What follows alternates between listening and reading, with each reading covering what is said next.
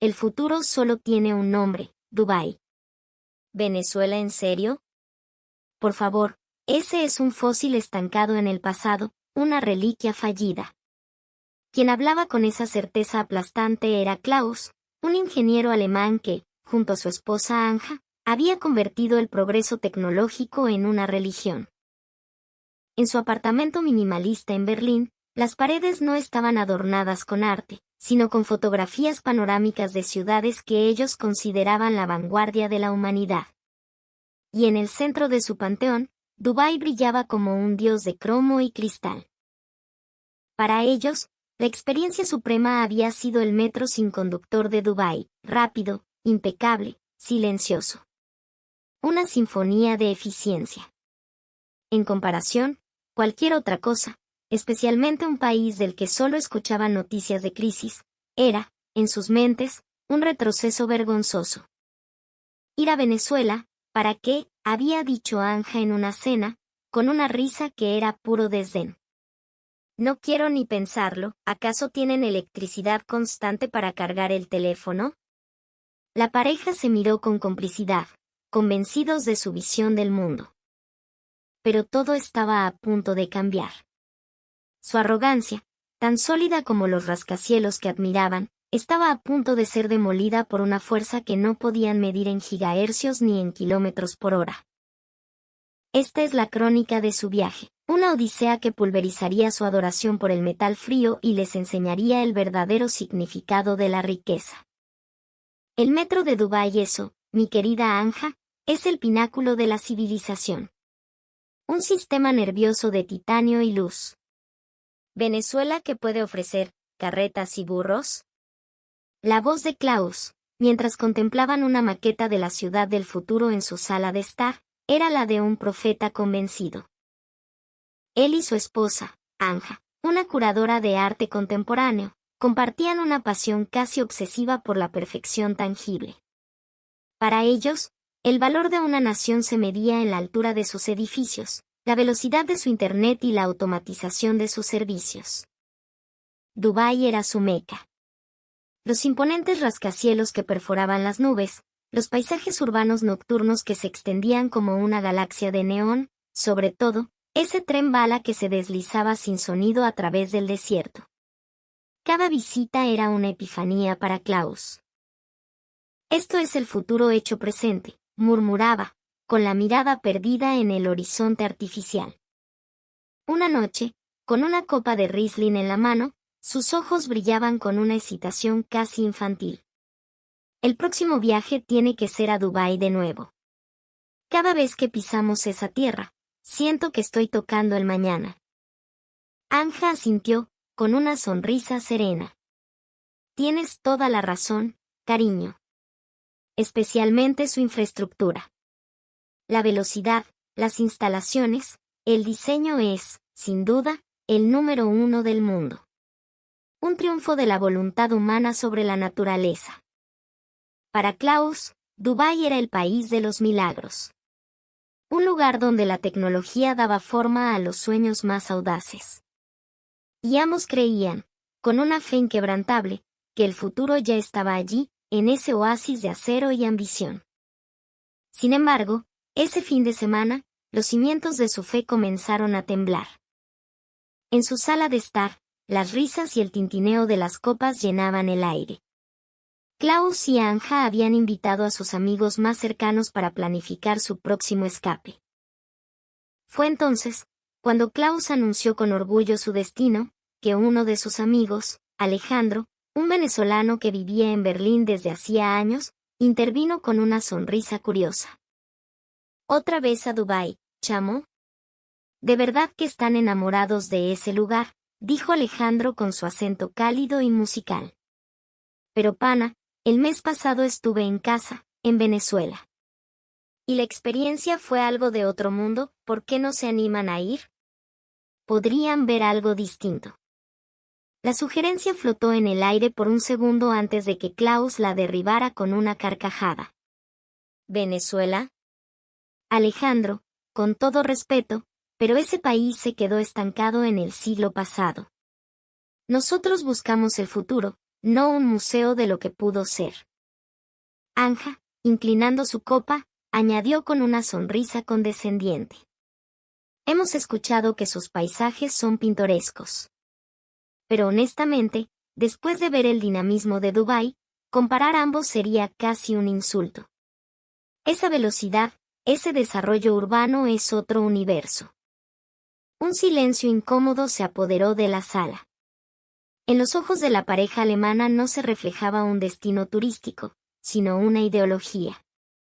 Era el futuro mismo, y cualquier cosa que no encajara en su molde era, por definición, inferior. Pero Alejandro, lejos de ofenderse, mantuvo su calma y continuó con una voz suave pero firme. Entiendo lo que dicen. Pero la calidad de un lugar no se mide solo en la velocidad de sus trenes. En Venezuela sentí algo más profundo. No solo la belleza de los paisajes, sino el calor de la gente. El calor humano, como decimos nosotros. Es una riqueza que no se puede construir con cemento. La expresión de Klaus se endureció. El tono tranquilo de su amigo se había convertido en un desafío. Tú nunca has estado en Dubái, Alejandro. Si vieras el nivel de desarrollo que tienen, entenderías que las maravillas naturales son preciosas, pero son cosa del pasado. La tecnología es el presente. Su voz ya no era la de un conversador, sino la de un predicador. Alejandro, por un instante, pareció desconcertado, pero respondió con una lógica impecable. Es verdad, no he estado allí. Pero tú tampoco has estado en Venezuela, ¿cómo puedes negar algo que no has experimentado? Esa pregunta directa hizo que Anja interviniera rápidamente para suavizar la tensión. Bueno, no se trata de quién es mejor. Seguramente ambos lugares tienen su encanto, ¿no? Sin embargo, Klaus ya no escuchaba. Se cruzó de brazos y, con la mirada fija en la mesa, murmuró en voz baja. Yo creo que Dubái es el número 1. Honestamente, hablar de Venezuela en la misma conversación me parece una pérdida de tiempo. Sus ojos eran los de un devoto. Para él, ya no era una opinión, era un artículo de fe. El gran poder tecnológico era Dubái, y esa no era una percepción, sino una verdad inmutable. Alejandro, sin embargo, no se dio por vencido. Días después, en otra reunión, volvió a sacar el tema, esta vez con más detalles. Klaus, escúchame.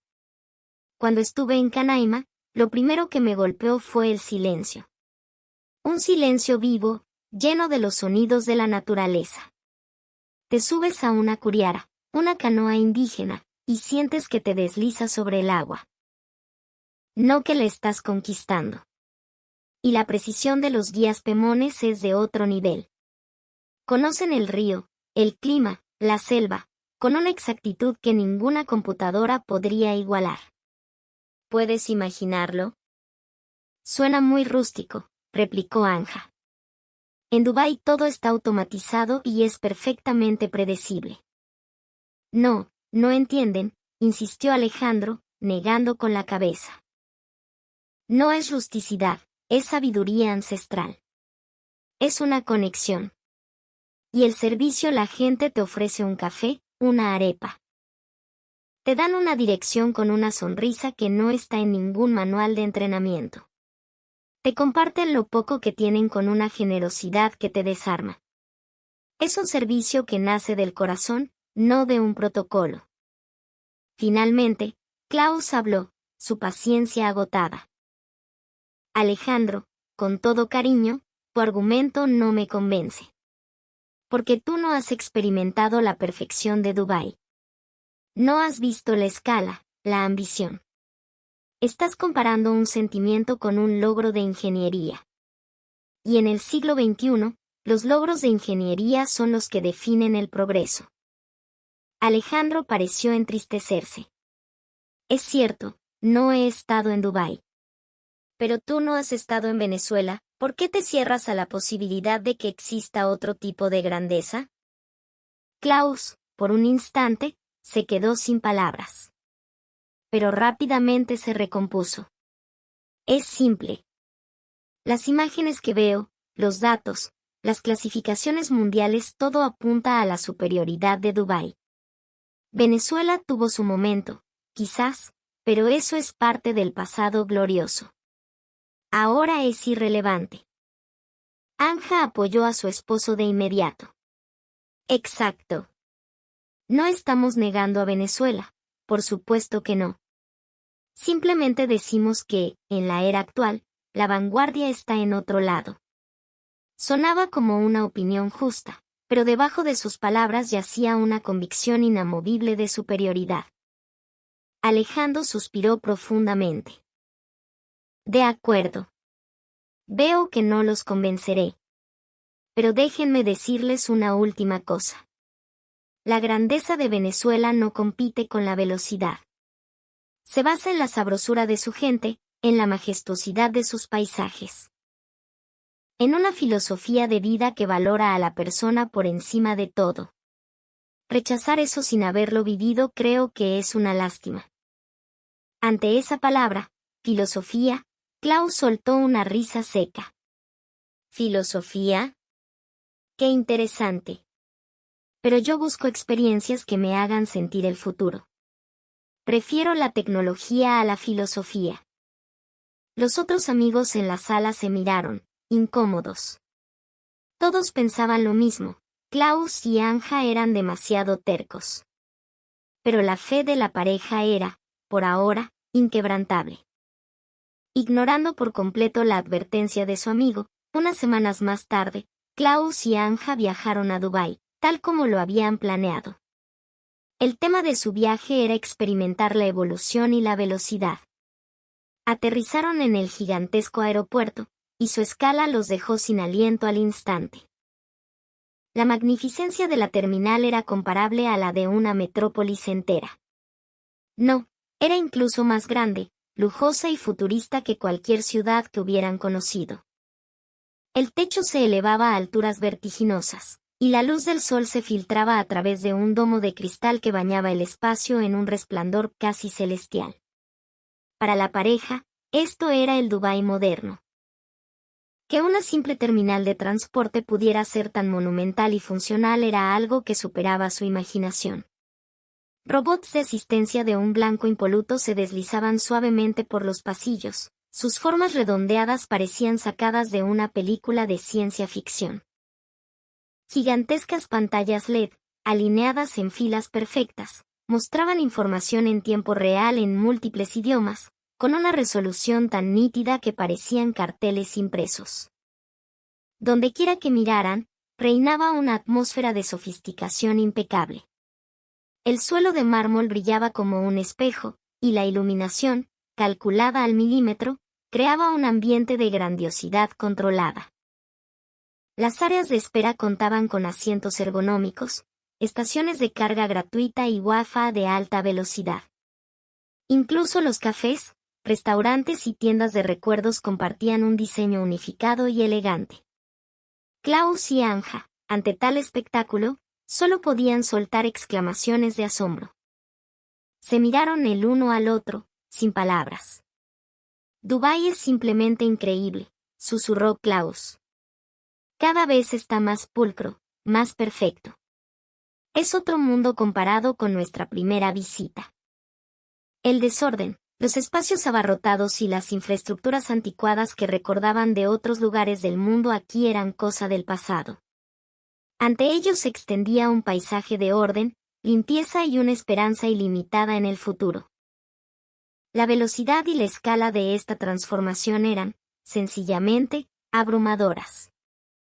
Fue entonces, en medio de la multitud perfectamente ordenada, que un turista tropezó y casi derriba a Klaus. Antes de que pudiera reaccionar, un guardia de seguridad se interpuso, amonestando al turista con una frialdad robótica. No hubo un «¿estás bien?», solo una corrección del sistema.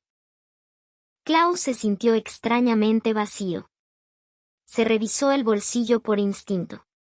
Su billetera seguía allí, segura. Pero el encuentro lo dejó con una sensación de esterilidad. La eficiencia aquí es asombrosa, le dijo a Anja, tratando de convencerse a sí mismo. Sí, aunque a veces un poco impersonal, respondió ella, aunque rápidamente desechó el pensamiento. Para ellos, cada aspecto de Dubái, incluso su frialdad, era una prueba de su evolución.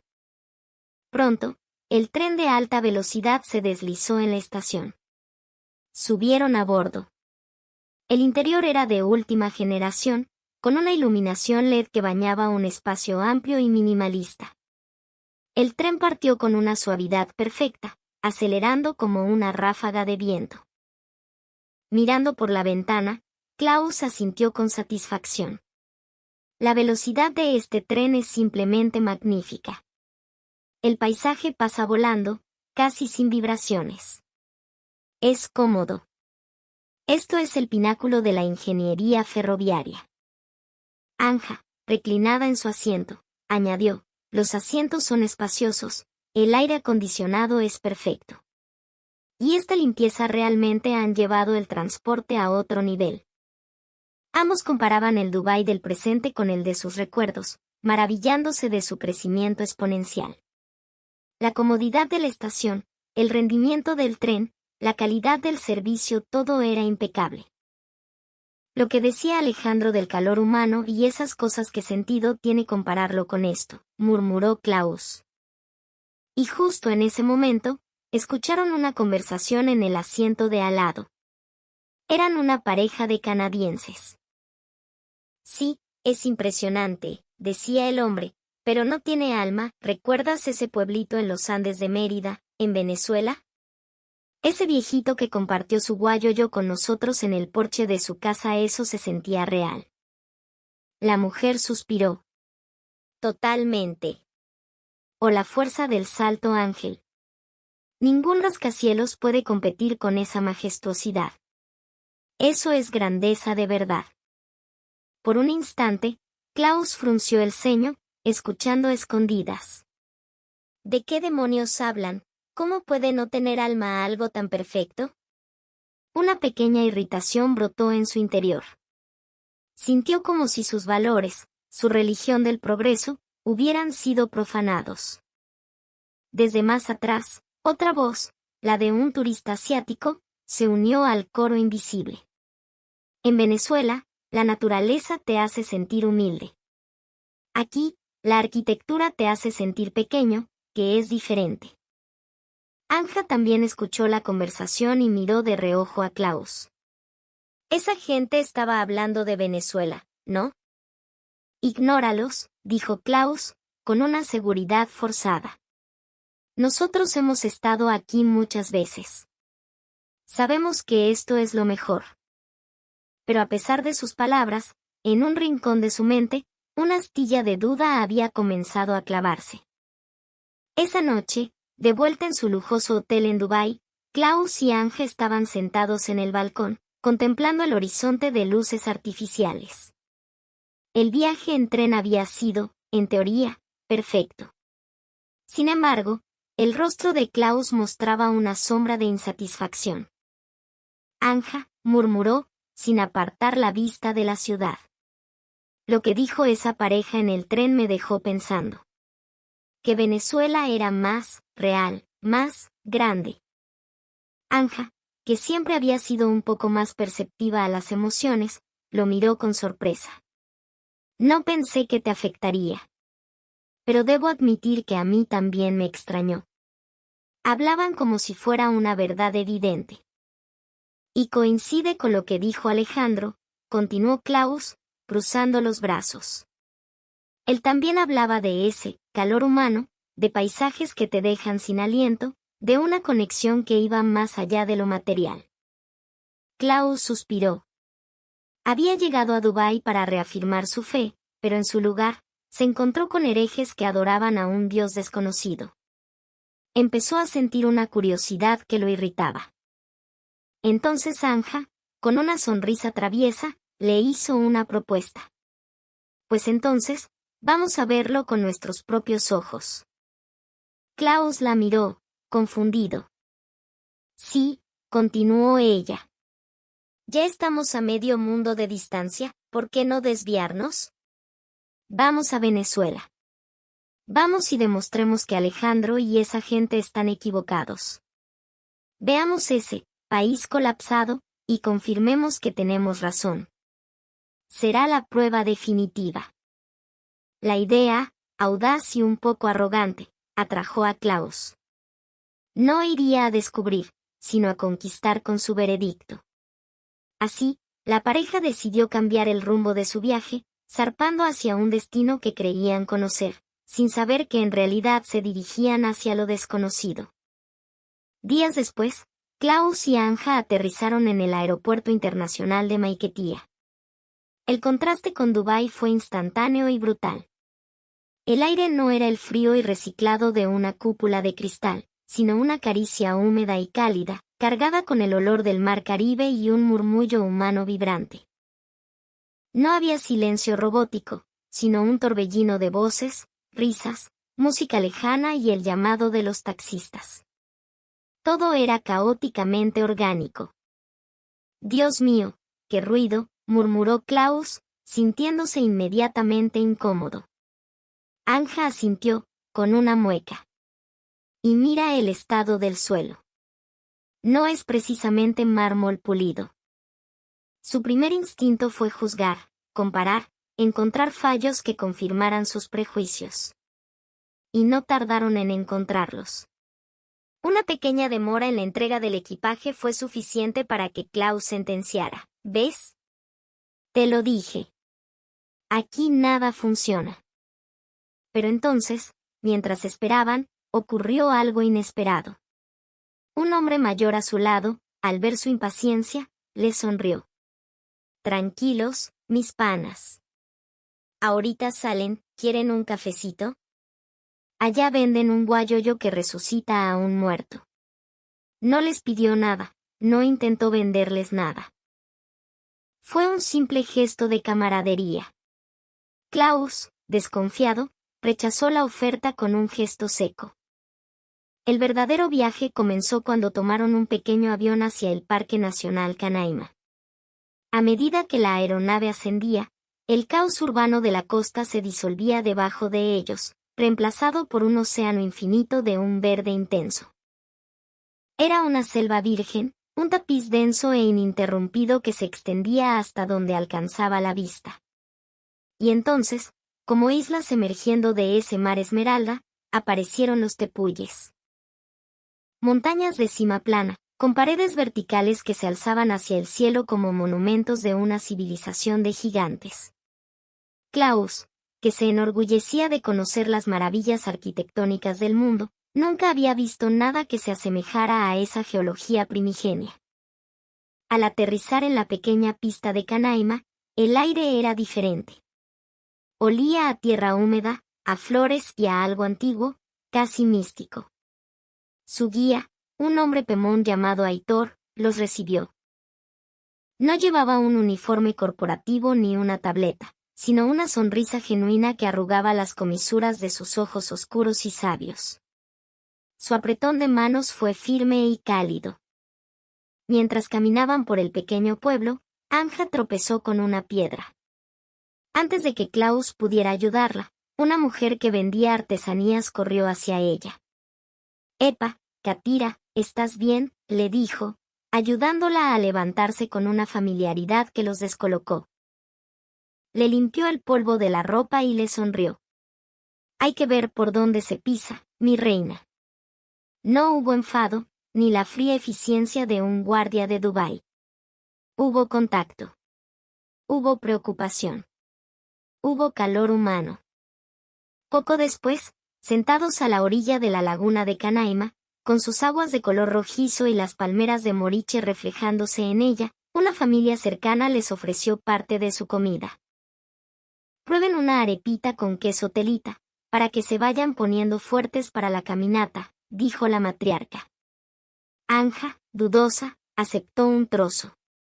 Al morderla, sus ojos se abrieron de par en par. No era un plato gourmet de un restaurante con estrellas Michelin.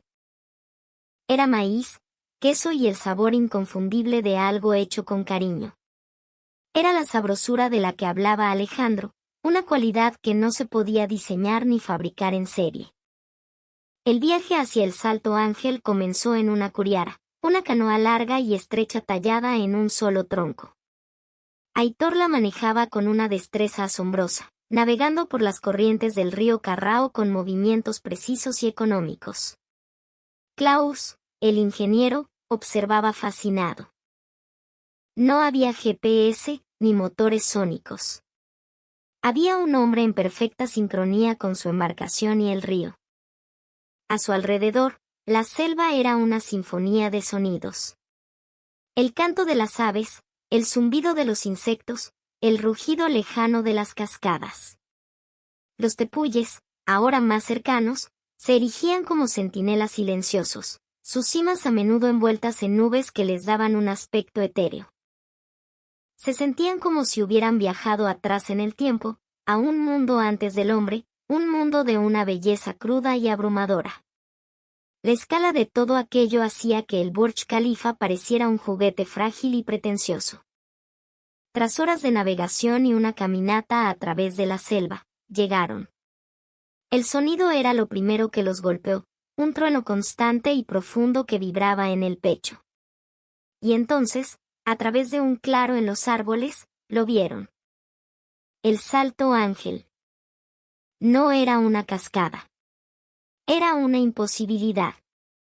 Una columna de agua casi etérea que caía desde la cima del aullante Puy, una caída libre de casi 1 kilómetro que se disolvía en una nube de niebla antes de tocar el suelo. No era una demostración de fuerza bruta, sino de gracia sublime. La luz del sol se refractaba en la bruma, creando un arco iris permanente en la base. Klaus y Anja se quedaron paralizados, sin aliento. Todas sus certezas, todas sus comparaciones, toda su adoración por lo artificial se hicieron añicos en un instante. Esto no había sido construido por el hombre. Esto no necesitaba mantenimiento, ni electricidad, ni actualizaciones de software. Esto simplemente era. Era la perfección en su forma más pura y antigua. Anja fue la primera en romperse. Las lágrimas comenzaron a rodar por sus mejillas, silenciosas al principio, y luego en sollozos que no pudo contener. Klaus la abrazó, pero pronto sintió sus propios ojos humedecerse. Se sintió increíblemente pequeño, insignificante, y al mismo tiempo, extrañamente conectado con algo inmenso y eterno. Estuvimos tan equivocados, Anja, susurró Klaus, con la voz quebrada. Tan ciegos. Esto es la verdadera majestuosidad. Esto es poder de verdad. Nosotros adorábamos torres de cristal, réplicas, y nos perdimos esto. Esto es calidad de exportación divina. Se dieron cuenta de que la tecnología que tanto admiraban era, en el fondo, un intento desesperado de imitar la grandeza que la naturaleza creaba sin esfuerzo. Se dieron cuenta de que el progreso no era una línea recta hacia el futuro de acero, sino quizás un círculo que debía volver a la esencia, a la tierra, al calor de otro ser humano. Allí, frente a la cascada más alta del mundo, en el corazón de una tierra que habían despreciado, Klaus y Anja renacieron. La experiencia en el Salto Ángel los había desarmado, y ahora veían Venezuela con otros ojos. El viaje de regreso en la curiara ya no fue un simple traslado, sino una meditación en movimiento. Observaban a Aitor, su guía Pemón, y ya no veían a un simple barquero, sino a un guardián de un conocimiento profundo, un hombre cuya riqueza no se medía en cuentas bancarias, sino en su conexión con aquel paraíso terrenal. En el campamento, compartieron la cena alrededor de una fogata con otros viajeros y los guías locales. Escucharon historias de la selva, leyendas del aullante Puy, y por primera vez, no analizaron ni juzgaron, simplemente escucharon. Anja, la curadora de arte, se dio cuenta de que el arte más sublime no estaba colgado en galerías de paredes blancas, sino en la forma en que la luz de la luna se filtraba a través de las hojas de los árboles, o en los intrincados patrones de la cestería que tejían las mujeres Pemón. Klaus, el ingeniero, conversó largo y tendido con Aitor sobre los ríos, las estaciones, como predecir el tiempo observando el comportamiento de los animales. Descubrió una ingeniería de la supervivencia, una tecnología orgánica perfeccionada a lo largo de milenios que era infinitamente más compleja y resiliente que cualquier algoritmo que él pudiera diseñar. Ustedes los de la ciudad piensan mucho en construir cosas, le dijo Aitor con una sonrisa sabia. Nosotros aquí pensamos más en cómo pertenecer a lo que ya está construido por el Gran Espíritu. Esa frase resonó en Klaus como un gong. Pertenecer, no poseer. Cuidar, no conquistar. Cuando regresaron a la civilización, el caos que antes los había irritado ahora les parecía lleno de vida. El bullicio de un mercado, la música a todo volumen de un carro, las conversaciones animadas en las esquinas, todo era una expresión de una vitalidad indomable. Vieron la sonrisa en los rostros de la gente, y ya no la interpretaron como simpleza, sino como una profunda fortaleza, una alegría que florecía incluso en medio de las dificultades. Se dieron cuenta de que el calor humano del que hablaba Alejandro no era un cliché, sino el sistema inmunológico de una nación entera. El regreso a Berlín fue un aterrizaje en otro planeta. El silencio ordenado de las calles, la eficiencia predecible del transporte público, la cortesía distante de la gente, todo lo que antes consideraban la cima de la civilización ahora les parecía extrañamente estéril, desprovisto de alma. Unos días después, buscaron a Alejandro. Se encontraron en un café tranquilo. Antes de que su amigo pudiera preguntarles por el viaje, Klaus habló, con una humildad que Alejandro nunca le había escuchado. Teníamos una venda en los ojos, Ana, dijo Klaus, usando la palabra venezolana con un respeto casi reverencial.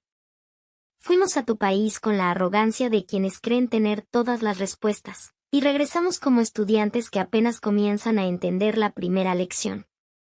Anja continuó, con los ojos brillantes. Todo lo que dijiste era verdad, Alejandro.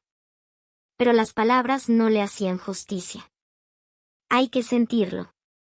Hay que sentir la bruma del salto ángel en la cara, probar una arepa hecha con cariño, recibir una sonrisa de un desconocido que te llama, mi reina. Venezuela es un país con un alma inmensa. Klaus sacó su teléfono. Pero en lugar de mostrar fotos de la arquitectura de Dubái, le enseñó a Alejandro una foto que había tomado del rostro de Aitor, sonriendo mientras navegaba por el río. Este hombre, dijo Klaus, tiene más sabiduría en su mirada que todos los directores ejecutivos de Silicon Valley juntos. Nos enseñó que hay una tecnología invisible, una que no se puede patentar, la del corazón, la de la comunidad, la de la conexión con la tierra. Concluyó con una voz cargada de emoción. Venezuela, chamo, es un orgullo arrechísimo. Puede que le falten muchas cosas materiales, pero lo que realmente tiene es un tesoro para toda la humanidad. Y nosotros, que nos creíamos tan avanzados, éramos los verdaderamente pobres. El viaje había terminado, pero su transformación apenas comenzaba. La pareja que había ido a buscar el futuro en torres de acero y cristal, lo había encontrado en la caída eterna de una cascada, en la sonrisa de un niño y en el sabor de un trozo de maíz. Entendieron que el verdadero progreso no se mide en la velocidad con la que te mueves, sino en la profundidad con la que sientes. Y mientras planeaban su regreso, ya no como turistas, sino como peregrinos, sabían que una parte de su corazón se había quedado para siempre en esa tierra mágica, vibrante e inolvidable. Venezuela les había enseñado que, a veces, para encontrar el futuro, primero hay que recordar lo que es verdaderamente eterno.